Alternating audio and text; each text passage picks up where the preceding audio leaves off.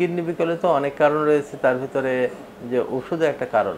কারণ আপনার যদি কিডনিটা এমনিতেই দুর্বল থাকে, সেই অবস্থায় কিংবা কোনো ক্ষেত্রে দেখা যায় যে শুধুমাত্র একটু ব্যথার বড়ি খেয়েছে, তাতে কিন্তু কিডনি বিকল না হলেও বিকলতার অনেক লক্ষণ প্রকাশ পাচ্ছে।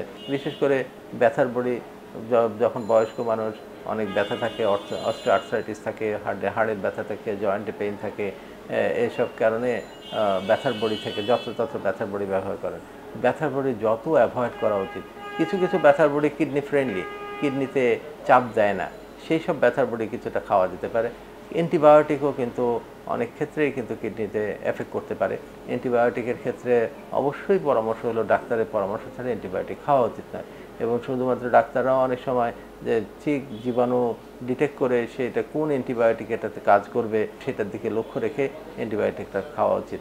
কারো যদি কিডনি রোগ থাকে অবশ্যই অ্যান্টিবায়োটিক প্রয়োগের সময় কিংবা ডাক্তারকে বলা উচিত যে আমার কিডনি কিন্তু একটু দুর্বল, কাজে সাবধানে আমাদের ওষুধ ব্যবহার করতে হবে। কাজে ভেষজ ওষুধের বিষয়েও আমার পরামর্শ হলো যে ডাক্তার সাহেবকে সতর্কভাবে ওষুধগুলি ব্যবহার করা উচিত, যাতে কিডনিতে এফেক্ট না করে এই সব ওষুধই ব্যবহার করা উচিত, অন্য ওষুধ থেকে অ্যাভয়েড করা উচিত। যে জিনিসটা খাচ্ছি আমি, যে জিনিসটা ব্যবহার করছি, সেই জিনিসটার কিডনির উপরে কী প্রভাব সেটা আমাদের জেনে সেই অনুযায়ী ব্যবহার করা উচিত।